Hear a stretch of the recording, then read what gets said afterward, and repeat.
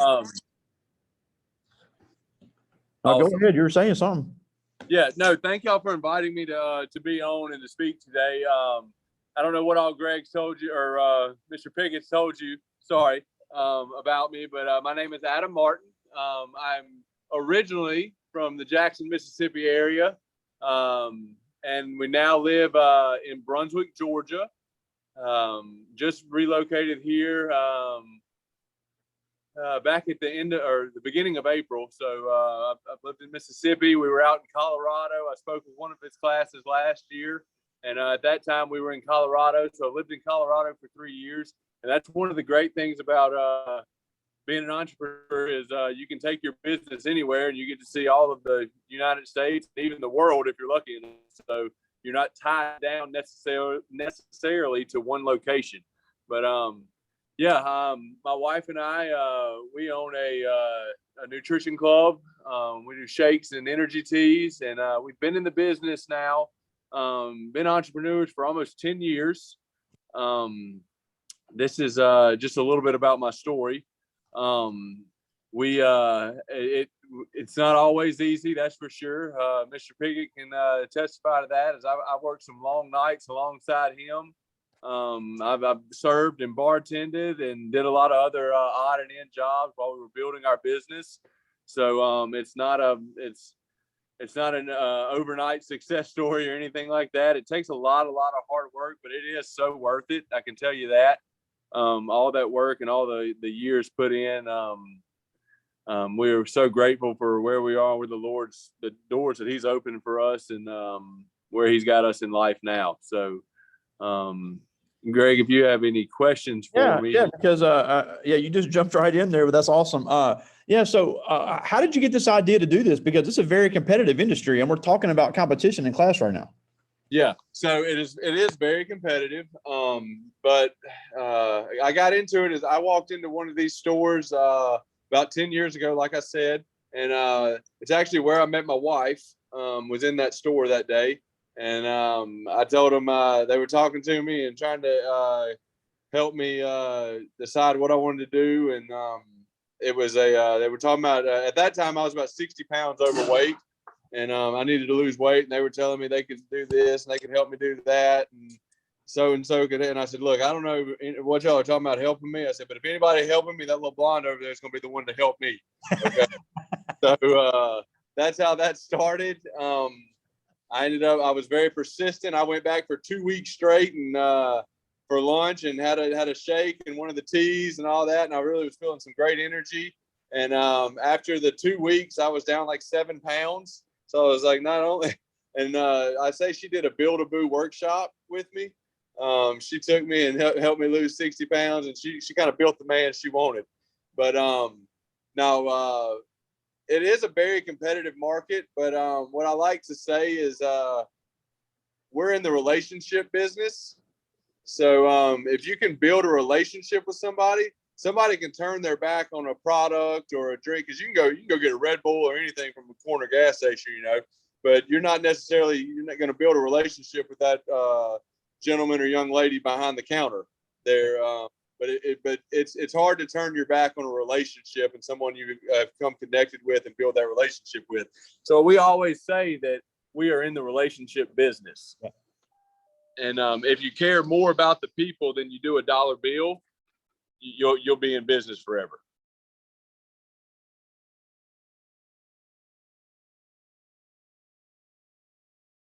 Did you just ask me to hold on? Okay. Yeah, we had an intercom going. But yeah, and also one thing we've talked about, especially with competition, is perceived value. And if you're offering that, if you can offer a great product, and if you're also offering a great relationship and getting to know your customers, knowing what they need, knowing what they like, knowing your area. And we looked at some of your old things in Colorado where you had the Halloween themed drink. So doing things like that. That gives you the ability to charge maybe a little bit more than a Smoothie King or a Starbucks or somewhere else that has something similar. Yeah, we have a Smoothie King just one red light down from us. And I'm not going to lie, the volume that we see here is incredible compared to what they see. And I'm blown away by the support that we have, because we do offer something different. Even though we're one and the same, we offer something different, and that's we like to be we like to be a positive place for people to come.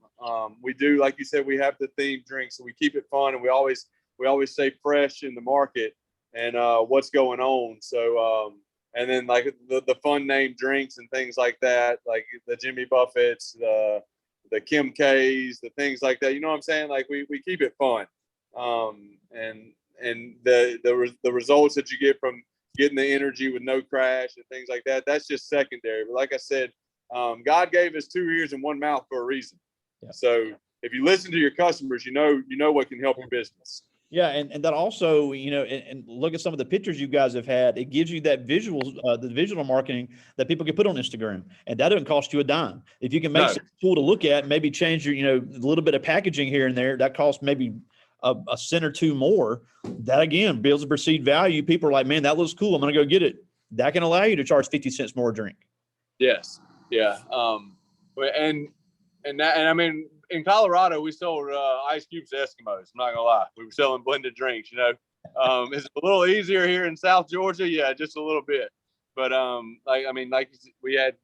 we still have those 3 stores out in Colorado. So we've made it work, and it's been good. So total, my wife and I, we have locations. We have 2 locations in Georgia now. We have 3 in Colorado. We have several in Florida, Mississippi, Tennessee. We have 3 in Tennessee, and we have 1 in Alexandria, Louisiana, and Slidell, Louisiana. Wow. So, yeah, and Mobile, Alabama. Yeah, and that's a cool story because, like you said, you started out, you were all excited when you had the location downtown Jackson. But you guys had a lot of struggles there, and then you wound up going out to Colorado. But that's really cool how that happened. So talk a little bit about that, because you said yourself, you guys fell flat on your face to start off. I will say that we came to Jackson because at that point in time, and I mean it still happens today. We saw there's downtown Jackson is a great place, and we were something that downtown Jackson didn't have. Okay, we were right there, right off of State Street and Mitt Street. Okay. We were in One Jackson Place, right downtown, right in the middle of downtown, right down there by King Edward. So we were right in the middle of all the happenings. Well, it started out like we started out pretty good, but I mean we were young in business, okay, and we weren't. We learned from our mistakes, like in how we ran our business and handled our business there.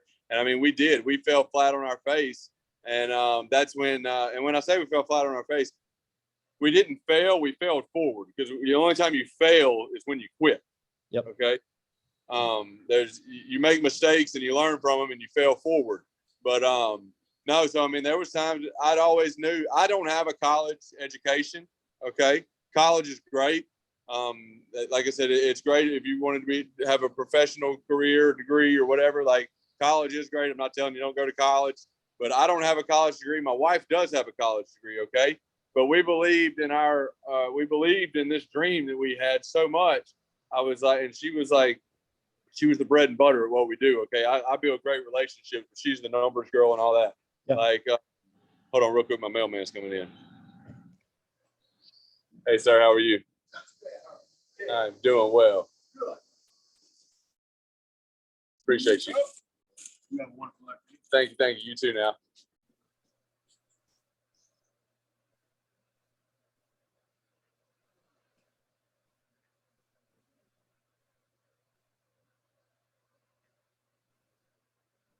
All right, have a good one, sir.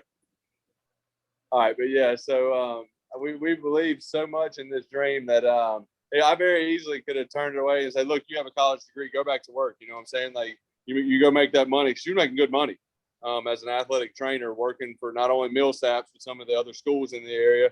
She was an athletic trainer out at JSU. She was an athletic trainer at Provine, at Hillcrest. She was working several schools in the area as an athletic trainer, making good money. But believed so much in our dream that I was like, you know what, I'm gonna go hustle and I'll make ends meet with a side job. So that way I would go to work during the morning at our store downtown, and then y'all see me at 4 o'clock in the afternoon at Georgia Blue. So it was a lot of work, and like I said, I'm forever grateful for all the the nights that I spent in Georgia Blue, and that because it helped me get to it helped us get to where we are today. So, but like I said, I'm not the college educated type. I was more of the social aspect of the college scene or whatever. Didn't really go to a college class. I mean, I have a few hours, but after that, I messed up in life. I went down a road I shouldn't have gone down or whatever. So I'm not like, I'm proud of my past, and I like to use my past to show people that your past doesn't determine your future. And I'll just be honest with you, I'm a convicted felon, and so just because you make mistakes in life, it doesn't mean that you can't bounce back. Like, you can hit rock bottom, but the best part about bottom is there's always the up. So you can always climb out and climb to the top again. And I'll just be honest with you, it's a gratifying feeling after you work really, really hard for something and you see it all pay off. And there's going to be doubters along the way. There's going to be competition, but as long as your only competition is yourself to get better every single day, then there's no other competition for you other than you. Just become better than who you were yesterday.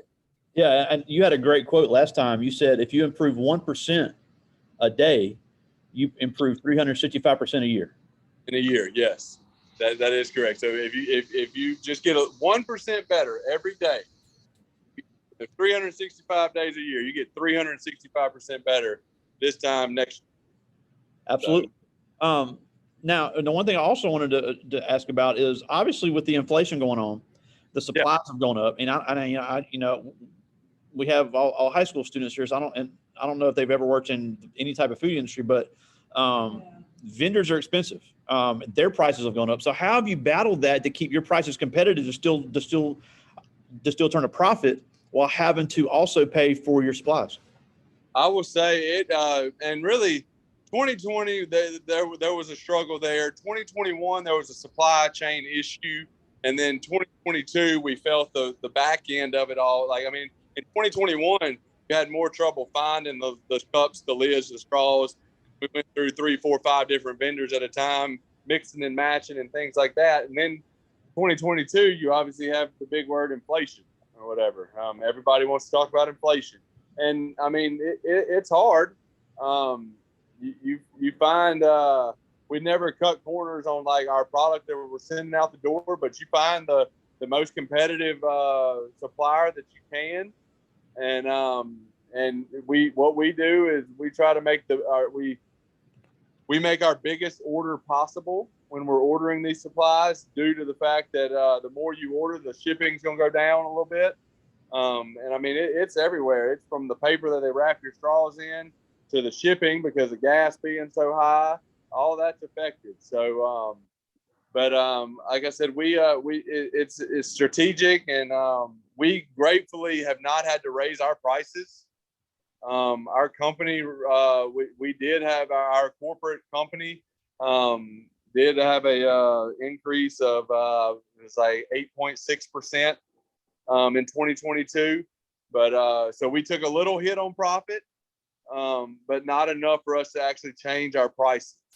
Like I said, we just were a little more strategic in how we ordered things, and because we do care about our the consumer, and like I said, that relationship. And yes, money's not the most important thing, but it's up there with oxygen. You know? We got to make it. Like, I love our customers to death, and I want to build a relationship, but my son needs shoes. You know what I'm saying? You got a good laugh on that one in the class. But before I get to the students' questions, I also want to talk about, you talk about with the pricing, because a common mistake that I see so many entrepreneurs make is they don't charge enough. They say, I want to be my own boss. I want to do this. I want to do this, but they undercut themselves. They're trying to be the cheapest instead of trying to be the best. So it's a science to it. So how do you figure out how to stay competitive with your pricing? We look around. So when we look in an area, we look at the median income, and we look at all that, and we look at our traffic flow and things like that. And this is really my wife's portion of this. She's the number cruncher. But what it is we break it down to how many, what we call consumption. So how many drinks we have to sell a day to be profitable. And when I mean to be profitable, I mean, or to break even, I'm sorry, to break even. And so when I mean break even, I mean the rent's paid, the water's paid, the lights are paid, the cups are paid, the lids are paid, the straws are paid, the product's paid. Everything's paid. The ice, we got everything. You know what I'm saying? So that's how we break it down and realize how we're able to. And one of the things that helped us is because of our pricing in Colorado, with it being out west and being more expensive, we were able to bring that same price to Georgia. Wow. So that helped us coming from on the West Coast or the the mountains. I mean, it's not the West Coast, is kind of a little further, but and it's not necessarily the Midwest. I guess it's the mountain region. But anyway, coming from Colorado, where it's more expensive out there, we didn't have to make so our prices here were no different because we were just opening here. So it's what they've paid, and we offer things as well. As like when you come in and say you get a shake and a tea, we call that a combo. You can check in on social media and get $1 off. Wow.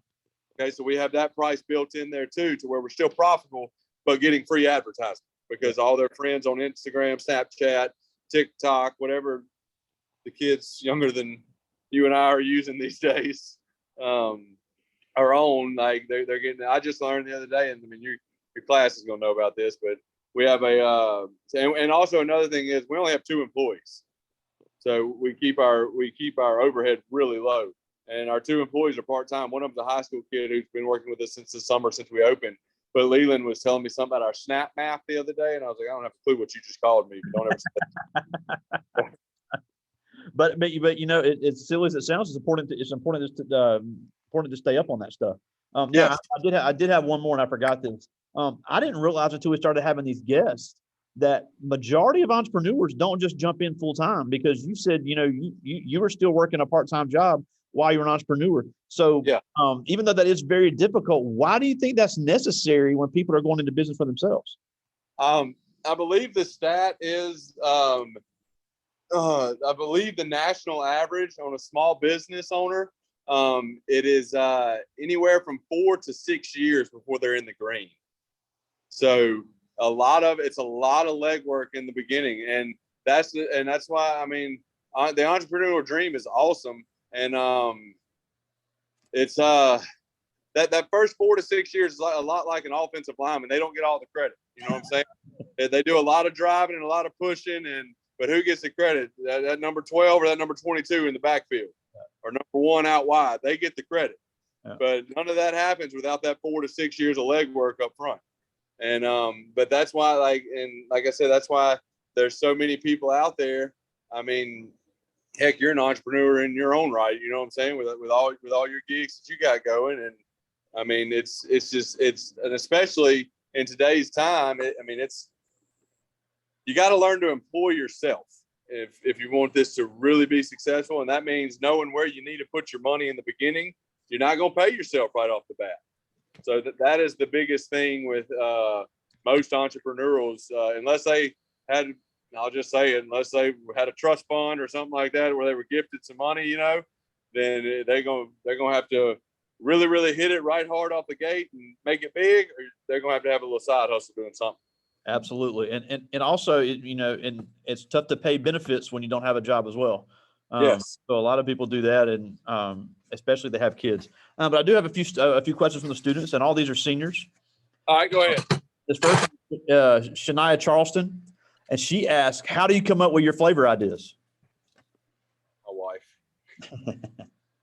No, what we do is we have 9 base flavors, and then we use some fruit, but then we have what we call they're like creamy flavorings, and we're able to we combine all of our different flavors and things like that, taste test them, and but yeah, we have anything from banana pudding to tiramisu, salted caramel, a Snickers, a white chocolate Snickers, a Captain Crunch. The cereals are my favorite: Captain Crunch, Cinnamon Toast Crunch, Fruity Pebbles, chocolate caramel cappuccino, chocolate chip cookie dough. So yeah, we have about 40 different flavors.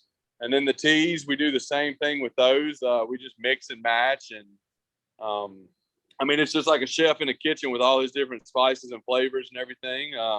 You throw it together, and I mean, we know our measurements. A really good chef doesn't really know his measurements; he just does it. But yeah, so that's really how we do it. Just a lot of practicing and a lot of it's a lot of teas that we're like, ooh, I wouldn't sell this one. No, we just have to drink down because I don't waste product. Well, it's better that you think it sucks than a customer. Exactly. Now, this is Justin Clerk, and he asks, what's the weirdest idea you've ever had for a drink? What's the weird frog spit? We have one called frog spit, and it really is good. I just don't like when people order it because they say, let me get that frog spit. And it is it's blue popsicle and green apple. That actually sounds really good. It's really, really good.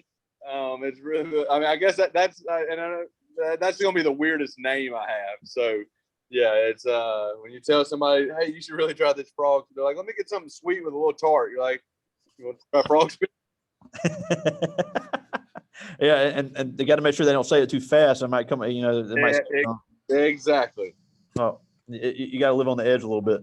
Yeah. This is a great question. This is Miles Woodard, and he asked, have you ever thought of expanding your product line to include food? No. That's like, we get asked that all the time. And the only reason we don't, because the shelf life is shorter on food and the overhead becomes more expensive that way. So right now, our shelf life is a year on our product. Yeah. So we have a year shelf life, and none of it ever is in store that long. I mean, not near that long. Like I said, I've had an overnight order plus another order coming tomorrow. So we never have it in store that long. But if need be, our shelf life is a year compared to, we all know how fast food can go bad if it's not eaten, and we know why certain items become specials and things like that, because they have a lot of it and they're trying to push and get rid of it. So. Yeah, and you'd also almost have to have more employees because you'd have to have people prepare it. Yes. You have to have prep. So there's when you go full-blown restaurant, the costs go out the roof. The costs go out the roof, and then we would have to be in a different bracket with the health department and things like that. We'd have to get a grease trap, and it just gets more expensive as you go down. So that's the only reason we don't do like solid food. Okay. Well, that was a good question, but that makes perfect sense. Well, we're almost out of time, and I know you're really busy over there out a Bulldog in Bulldog country, Mississippi Bulldog out there with the Georgia Bulldogs. Hey, we got Florida Georgia weekend this weekend. It's been nuts. Oh man, just as crazy as going to be here for Jackson State and Southern with ESPN. I can't believe I'm missing game day. Yeah, it's going to be a great time. But before we go, you said you didn't graduate from college. You made some mistakes, but yet you became extremely successful. And it's so awesome to see you guys doing well out there. I mean, we obviously miss you here, but we're glad you're doing well out there. So, what can these kids do now? Because I got all seniors with me right now. What can these kids do now to prepare for that? Because they're getting ready to hit life. So what can they do now to start preparing to be a successful person, whether they're an entrepreneur or not? Be resilient, remain open-minded. Realize that it's anything worth having ain't gonna be easy. One of the most cliche things is, if it were easy, everybody would do it. So if it's hard, it's gonna be worth it. Whatever you're doing, whether you're sitting in a college class, whether you're going to trade school to learn how to weld, whether you're freaking opening up a lemonade stand in a shopping center, like whatever you're doing, if it's hard, and this is another thing that my wife and I use from TD Jakes is a new level brings a new devil. So if it's hard, it's going to be worth it. Okay. So just be resilient, stay open-minded for things in life. Be a good person, be kind, and you really can't fail if you keep those things in mind in life. So yeah, and you got to take the good with the bad. You got to take the good with the bad. And this is one of my buddies coming in now. He's actually a teacher. He's a new teacher. Thomas, what's up? But I'm on a Zoom call. Business meeting. Yeah. Can Thomas say hello? He's a teacher. Yeah. Speak to him. How you doing? What up? But all right, yeah, this is my after school rush about to kick off. So if we're good, y'all just holler at me, Greg. All right. Adam Martin, thanks so much for joining us all the way from Brunswick, Georgia. Thanks, buddy. Big Yeah. place left here. Don't forget it. I appreciate it.